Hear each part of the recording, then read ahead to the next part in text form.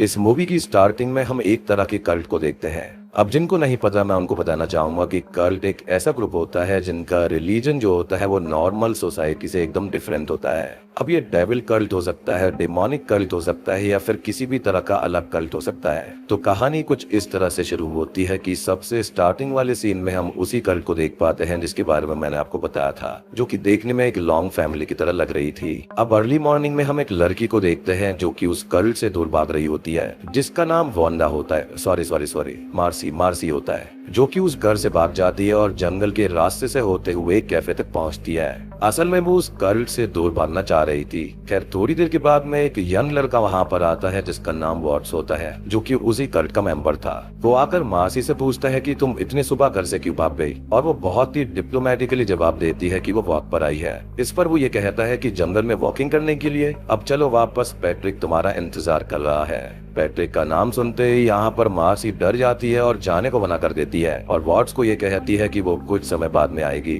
जिसके बाद में मार्सी अपनी सिस्टर लूसी को फोन करती है और उसको बताती है कि वो अपने घर से भाग कर आई है, जिस पर उसकी सिस्टर लूसी परेशान हो जाती है और मार्सी को वहीं पर रुकने को कहती है। अब थोड़ी देर के बाद में हम देखते हैं कि एक कार उस टेलीफोन बूथ के पास में पहुंच जाती है और उसमें से एक लेडी निकलती है जो कि मार्सी की सिस्टर लूसी थी। लूसी अब उसे अपने साथ अपने घर पर ले जाती है। इसके बाद में हमको अगले दिन का सीन दिखाया जाता है और मार्सी और लूसी दोनों अपने हाउस के पिछले लेक के करीब बैठे हुए थे। तभी अचानक से मार्सी ड्रीमिंग करने लगती है उसी कल्ट के बारे में। दरअसल मार्सी मेंटली बहुत ही ज्यादा अनस्टेबल और नाजुक लड़की थी, जिसकी वजह से वो अभी भी उस अब्यूजिव कल्ट के किस्सों को नहीं भुला पा रही थी जहां पर उसे मेंटली टॉर्चर किया जाता था। अब वो सडनली ही पैट्रिक को देखने लगती है, लेकिन थोड़ी देर में उसको ये पता चलता है कि ये सब उसका वहम है और पैट्रिक असल में उस कल्ट का लीडर होता है। लेकिन असल में यहाँ पर पैट्रिक मौजूद नहीं था, वो खाली ये सब हेलुसिनेट कर रही थी। इसके बाद में मार्सी पूरी तरह से न्यूड होकर उस लेक में एंटर होती है और स्विमिंग करने लगती है। उसकी इस एक्टिविटी से लूसी बहुत ही ज्यादा डिसअपॉइंटेड हो जाती है और उसे चिल्लाते हुए बाहर आने को कहती है और ये बोलती है कि ये पब्लिक लेक नहीं है और ये क्या हरकत वो कर रही है न्यूड होकर स्विमिंग करने की।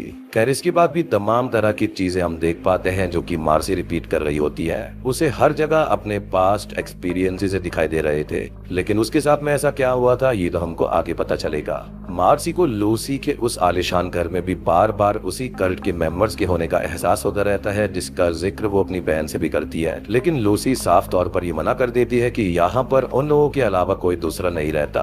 खैर इसके बाद में हम नाइट के सीन को देखते हैं जब मार्सी को वापस उसके कल्ट में हुए उसके साथ के नाइट में आते हैं, जहाँ पर वो ये देखती है कि उससे कोई फिजिकल हो रहा था। तभी वो उठ जाती है और एक लेडी आकर उसको रिलैक्स करती है, जिसके बाद में वो दोनों सो जाते हैं। और ये सब उसके साथ में पहले हुआ था, यानी कि वो अभी भी ड्रीम कर रही थी, यानी कि एक नाइटमेयर देख रही थी। अब इसके बाद में किस्सा थोड़ा सा आगे बढ़ता है और मार्सी अपनी दुनिया और उन डरावने पास्ट एक्सपीरियंसेस में खोए रहने वाली लड़की थी और ये बात उसकी सिस्टर लूसी को पता थी, जिस वजह से वो बार बार लूसी को रिलैक्स करने की कोशिश करती है। अब यहाँ पर लूसी एक शादीशुदा लड़की होती है जिसके हस्बैंड का नाम टेड होता है। खैर वो सभी अब बोट लेकर घूमते हैं और साथ में एंजॉय करते हैं। इसी बीच टेड मार्सी को बताता है कि लूसी और वो बेबी प्लान कर रहे हैं। इस पर मार्सी हंस पड़ती है और ये कहती है कि वो कितना फनी होगा ना जब लूसी ने अपने हाथ में बेबी को होल्ड कर रखा होगा, जो कि काफी वियर्ड सी बात थी, जो कि मेरे ख्याल से वो उसी कल्ट में उसको सिखाया गया होगा। लाइक उस कल्ट के अंदर बेबी पैदा करना कोई हंसी मजाक का विषय होगा। खैर उसी नाइट में हम इस बार पैट्रिक को देखते हैं जो कि मार्सी से उम्र में बहुत बड़ा था, जो कि उसके साथ में फिजिकल होने की कोशिश कर रहा था। मार्सी को एक बार फिर यही ड्रीम आता है और इस बार वो इतना ज्यादा डर जाती है कि वो सीधा लूसी और टेड के रूम में जाकर उनके बेड पर लेट जाती है। लेकिन उसी समय वो दोनों इंटीमेट हो रहे थे, जिससे वो दोनों डिस्टर्ब हो जाते हैं और टेड काफी नाराज हो जाता है।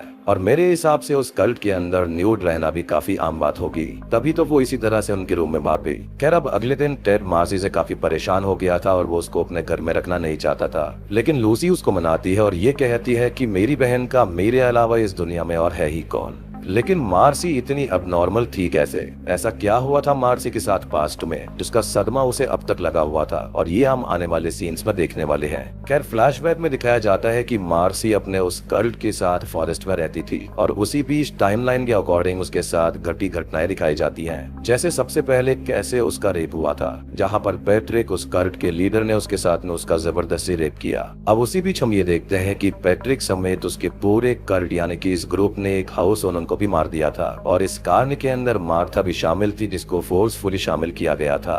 अब आप ये सोचेंगे कि मार्था कौन है, तो भाई ये जो मार्सी है ना, इसी का नाम मार्था है। यानी कि इसका जो पूरा नाम था ना वो मार्था मार्लिन लुइस था, लेकिन इस कल्ट के लीडर ने इसको मार्सी में नाम दे दिया था और इसी पर ये मूवी का नाम पड़ा है। मार्सी को इस कल्ट के अंदर तमाम फिजिकल हैरेसमेंट झेलना पड़ा था और साथ ही साथ हाउस ओनर के मर्डर के बाद उसे मेंटली बहुत गहरा शॉक लगा, जिस वजह से अब वो नॉर्मल नहीं रह रही थी। इसके बाद मार्सी उस कल्ट के रूल्स को फॉलो नहीं कर रही थी, जिस वजह से पैट्रिक ने उसे फिजिकली और मेंटली बहुत ही गंदा पनिश किया था और टॉर्चर भी किया था। और यही रीजन था कि मार्सी वहां से भाग गई थी और वो इतनी मेंटली अनस्टेबल भी थी। असल में मार्सी बहुत ही ज्यादा डिस्टर्ब हो गई थी, लेकिन उसके साथ में जितने भी असोल्ट वगैरह हो सकते हैं ना वो सारे हुए थे इस कल्ट के अंदर। उसे अब ड्रीम के अंदर भी वही कल्ट और पैट्रिक दिखाई देता था जो कि मार्सी को बहुत ज्यादा परेशान किया करता था। मार्सी अब उस कल्ट से दूर अपनी बहन के घर में रह तो रही थी, लेकिन उसे अपनी बहन के घर पर भी हर जगह वही कल्ट के मेंबर्स दिखाई देते रहते थे। अब इसके बाद हम ये देखते हैं कि अगले सीन में लूसी और टेड ने अपने न्यू बॉर्न बेबी प्लानिंग के लिए एक पार्टी रखी हुई थी और उस पार्टी में शहर के काफी लोग आए थे जो कि काफी ज्यादा नामी लोग थे। लेकिन पार्टी के दौरान भी मार्सी काफी परेशान लग रही थी। वो रेडी होकर धीरे धीरे पार्टी हॉल पहुंचती है। अब वो ड्रिंक्स लेने ही वाली थी कि तभी उसे बारटेंडर जो होता है ना उसके अंदर उसे कुछ अजीब दिखता है। वो उसको उसी कल्ट के जैसा मेंबर दिखाई देता है और उसके दिमाग में यही चल रहा था कि शायद ये शख्स उसे बेहोश कर कर उसी कल्ट में वापस ले जाना चाहता है। अब इसी वजह से मार्सी उस ग्लास को पटक कर तोड़ देती है और वहाँ से भाग कर रूम में आ जाती है। इस बार उसका बिहेवियर टॉलरेंस की सारी लिमिट्स पार कर चुका था। अब सारे गेस्ट भी इस चीज को देखकर काफी हैरान हो जाते हैं क्योंकि वो बिहेवियर बहुत ही ज्यादा एबनॉर्मल था। टेड उसको रोकने की कोशिश करता है लेकिन वो टेड को धक्का देकर नीचे गिरा देती है। इससे टेड और लूसी दोनों ही बहुत ही ज्यादा गुस्सा हो जाती हैं और तभी मार्सी को एक धमकी मिलती है कि उसे मेंटल हॉस्पिटल भेज दिया जाएगा। लेकिन मार्सी भी लूसी को ये कर्ज दे देती है कि वो कभी भी एक अच्छी माँ नहीं बनेगी और बहुत ही बेकार माँ बनेगी। खैर इसके बाद में सिचुएशन थोड़ा सा नॉर्मल होता है। लूसी को भी मार्सी के पास्ट के बारे में पता चलता है और एक चीज और थी कि लूसी ने ही मार्था को अबैंडन कर दिया था और इसलिए ही वो उसको अब अपने घर में रखना चाहती थी। खैर अब अगला दिन होता है जो कि मूवी का एंडिंग सीन था, जहां पर लूसी और टेड मार्सी को अपनी कार से साइकियाट्रिस्ट के पास में ले जा रहे होते हैं। लेकिन कार में जाने से पहले मार्सी फिर से लेक में नहा रही होती है और उसको ऐसा लगता है कि उसको कोई आदमी देख रहा है और ये चीज उसको स्टार्टिंग से लगती रहती है कि उस पर ये कल्ट नजर रख रहा था। अब ये कार से मार्सी को लेकर निकल जाते हैं लेकिन वो ये देखती है कि उसको कोई और कार फॉलो कर रही है और इस चीज को देखकर मार्सी मन ही मन डर जाती है और इस हादसे को भी अपने पास्ट के साथ में जोड़ने लगती है और इसी के साथ में ये मूवी यहाँ पर खत्म हो जाती है। अब देखो मूवी के अंदर ये दिखाया गया है कि जो मार्सी होती है वो अपने घर से स्टार्टिंग में किसी वजह से दूर हो जाती है, लेकिन इसका रीजन था क्या ये हमको बताया नहीं गया है। लेटर ऑन वो इस कल्ट को ज्वाइन कर लेती है जहाँ पर इसका लीडर पैट्रिक होता है, जिसके चलते सबसे पहले उसकी आइडेंटिटी को रिमूव किया जाता है, यानी कि उसका नाम मार्सी में रख दिया जाता है जबकि उसका रियल नेम मार्था होता है। उसके बाद पैट्रिक उसका रेप करता है और उसके बाद जितने भी टॉर्चर थे ना वहाँ पर उसके साथ में होते हैं, लेकिन उसके साथ में टॉर्चर हो क्यों रहे थे, तो परहैप्स यहाँ पर वो उस कल्ट की पूरी बात नहीं मान रही थी, स्पेशली उस लीडर की। आई मीन मार्सी अपना खुद का दिमाग लगाती होगी जिसको पैट्रिक पसंद नहीं करता होगा और यही रीजन था कि पैट्रिक उससे काफी परेशान हो गया था और इसी वजह से उस कल्ट ने उसको दूर जाने दिया था।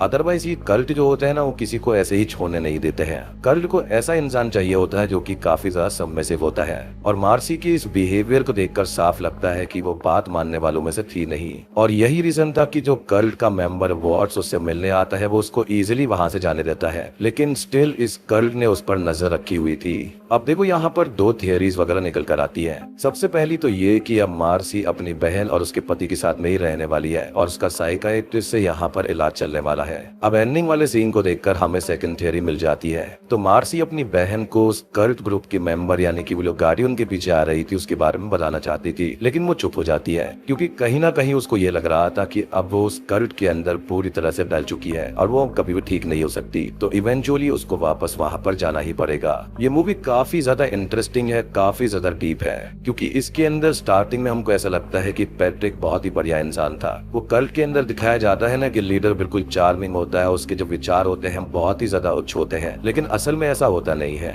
तो मार्सी के जरिए हम ये समझ पाते हैं कि जब पैट्रिक था वो रेपिस्ट होता है, बहुत ही ज्यादा अब्यूजिव था और उसकी सोच को जो कोई नकारा करता था वो उसके साथ में बहुत ही गंदा असॉल्ट किया करता था।